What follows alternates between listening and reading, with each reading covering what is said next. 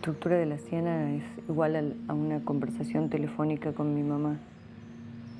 El intento absurdo por encontrar una relación de causa-consecuencia entre un acontecimiento doloroso y qué hechos explican ese acontecimiento.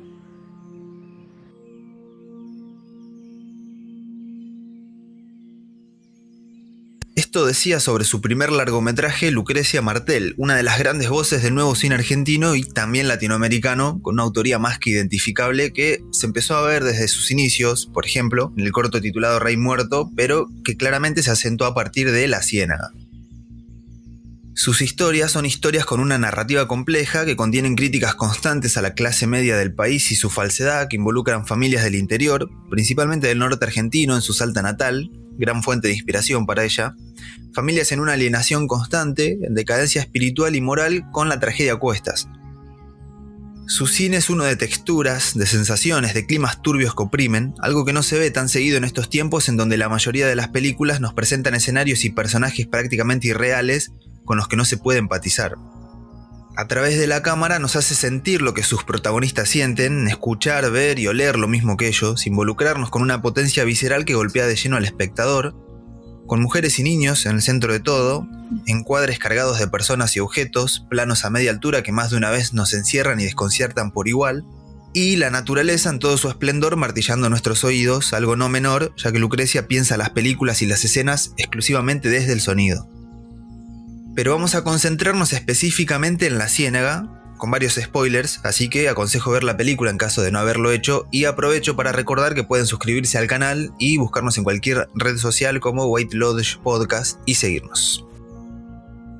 Según palabras de su propia autora, La Ciénaga trata en gran parte sobre el desamparo divino, o mejor dicho, el camino que lleva a una o más personas a estar desamparadas espiritualmente debido a una tragedia. Y tanto la religión como este desamparo posterior ocupan un lugar importante en la vida y obra de Lucrecia, ya que fue criada como católica que con los años terminó alejándose por cuestiones personales. La película nos presenta una familia que va a estar marcada por la desgracia y la repetición de experiencias. Tali, uno de los personajes, en un momento expresa: hay que hablar porque si no después las historias se repiten. Y esto terminará siendo una historia circular de la que es difícil escapar.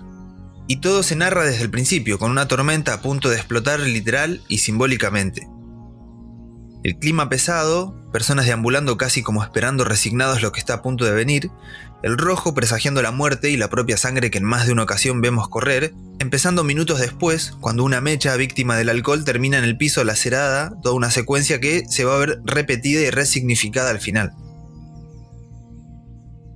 También en estos minutos se nos deja en claro que vamos a ver la historia a través de los niños y los adolescentes, no solo porque son los que más voz tienen dentro de la película, incluso enseguida conocemos a Momi e Isabel, por ejemplo, sino porque en más de una ocasión la cámara emula la mirada de un niño con encuadres a media altura o con subjetivas y planos voyeuristas, claramente como viendo la situación a través de ellos. Como ya dijimos, la fe es algo que atraviesa la obra y la postura de Martel sobre el catolicismo y su idea de que existe un Dios Padre que obra milagros está más que clara en la película. Gracias Dios por Isabel, reza Momi al comienzo, rezo que no va a impedir que Isabel al final termine abandonando a Momi, como si nadie allá arriba estuviera escuchando el rezo anterior, y que sirve para introducir el tema divino que de ahí en más va a ser tocado de forma periodística y a través de la televisión, que es un medio de dudosa credibilidad que se interesa más en una primicia que en la verdad. La gente del lugar dice ver la aparición de la Virgen en un tanque de agua, se acercan para beneficiarse de algún milagro, pero Martel jamás nos deja pruebas de que ni la Virgen aparezca, ni que obre buenas acciones. Incluso la película misma se va a encargar de mostrarnos que no hay milagro alguno que pueda evitar el final trágico de la familia protagonista. Y esta tragedia durante la película va a tener un nombre propio, que es Luciano, y no va a ser una sorpresa. Se nos muestra en muchas ocasiones antes del final que el destino del niño estaba marcado. El primer acercamiento de Luciano a la muerte es cuando lo conocemos a él, a su madre Tali y a sus hermanos, y lo vemos sentado sin inmutarse al lado de un animal muerto, estando él mismo también lastimado, intentando lavarse la sangre. El segundo acercamiento es en la historia que se cuenta del perro, que en realidad era una rata africana asesina, mientras que al lado de la pileta, a un Luciano atento le mojan la cabeza, siendo el agua también un elemento muy presente durante toda la película y que, más que servir como purificación, es otro presagio de lo que se avecina. Y siendo esta historia, además, la de la rata africana, algo que va a perseguir al niño durante toda la película, traumándolo con el perro vecino que nunca vemos, pero oímos más de una vez y él también lo oye. El tercer acercamiento es en el bosque con sus primos, en donde no solo ven a un animal luchando para no morir en una ciénaga, literal, sino que Martel ubica al niño, ubica a Luciano de forma inteligente en la mira de un arma de fuego que está sostenida por otro familiar y que le advierte que se corra. Y el último y más explícito acercamiento de Luciano a la muerte, antes del final trágico, es esta escena.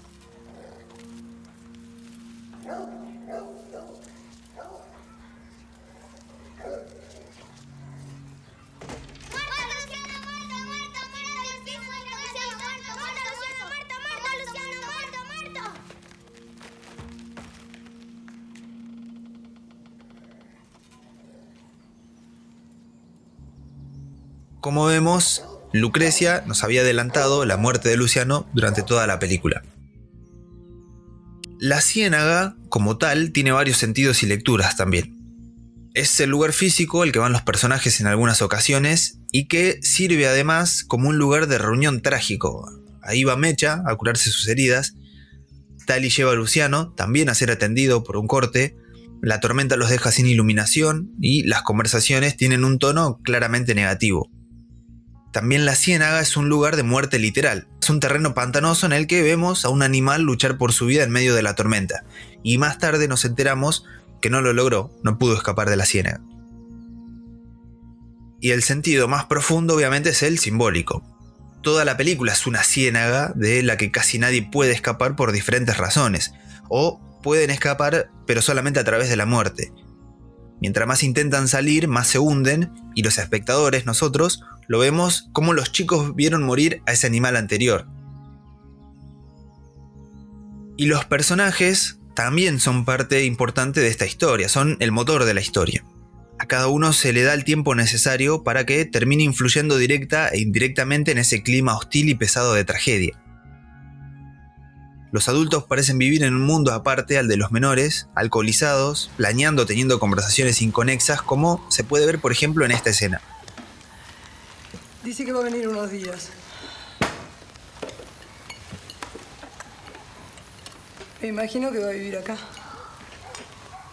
Yo voy a dormir hasta que se vaya, no la soporto a la mina esa. Sí, es insoportable, pero vende el pimiento, cosa que ninguno acá hace.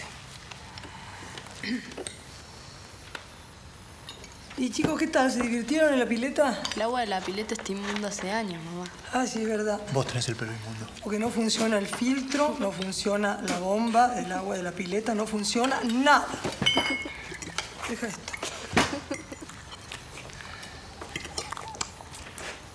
Ahondando un poco en alguno de los personajes, tenemos por ejemplo a Tali, que es el personaje de Mercedes Morán, madre de Luciano, y que tiene algunas de las líneas más significativas dentro de la película, y en cierto punto dice, al final todo funciona igual.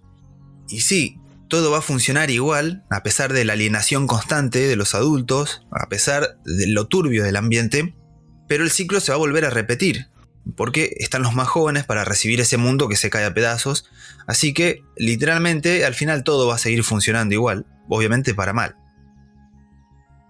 De esos jóvenes encontramos a Momi, la hija de Mecha, y a Isabel, la empleada. Tal vez las únicas dos con la posibilidad de escapar de esta ciénaga, de este ciclo de terror. Isabel lo logra cuando decide irse después de estar toda la película al servicio de los demás, siendo discriminada por Mecha y sus hijos, que se ubican como una clase social superior, pero en definitiva están igual de sucios y atrapados que cualquiera. Y se puede notar cómo los padres transmiten esta discriminación social a sus hijos en esta escena, por ejemplo.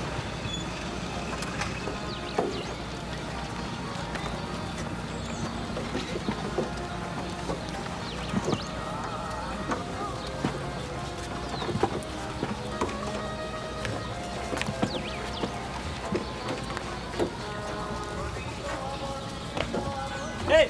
Joaquín, los pescados. Ah, gracias. ¿Nos van a cocinar?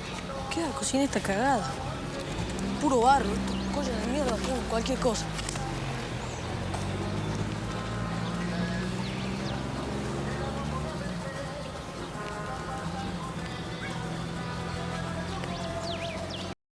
Mommy no solamente que no logra escapar, más allá de que tuvo la posibilidad, sino que es una de las que al final podríamos decir que toma la posta y repite los pasos de los mayores.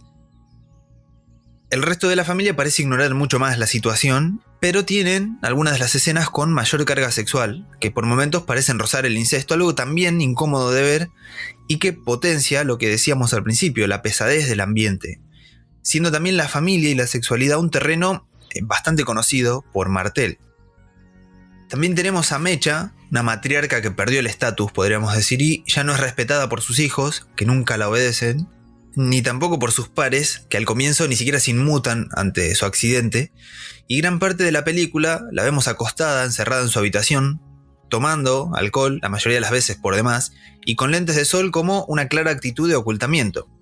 ¿Qué oculta? Bueno, su propia bajeza. Su hija Mommy en una parte advierte que va a terminar encerrada igual que la abuela mientras Mecha la corre a los gritos, y que también es una escena muy inteligente por parte de Lucrecia porque nos revela que el ciclo de repetición viene desde antes de Mecha y probablemente desde más atrás también, y se va a seguir repitiendo porque no tienen escapatoria.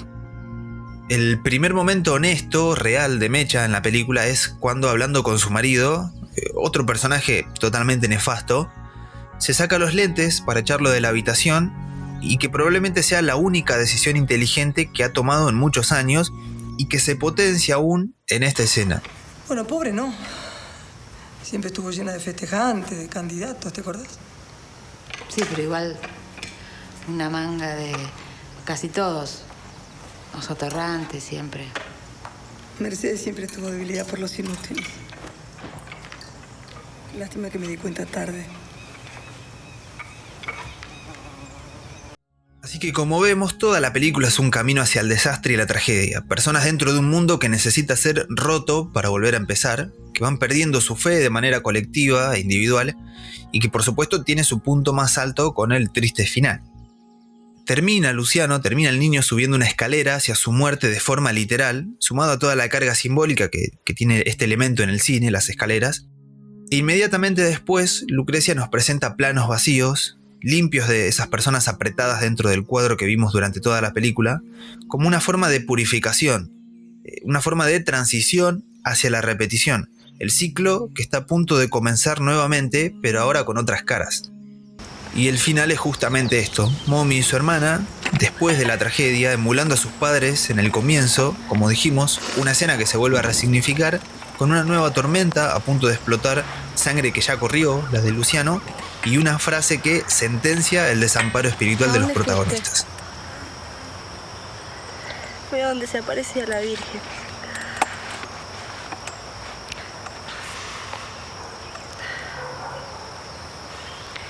No vi nada.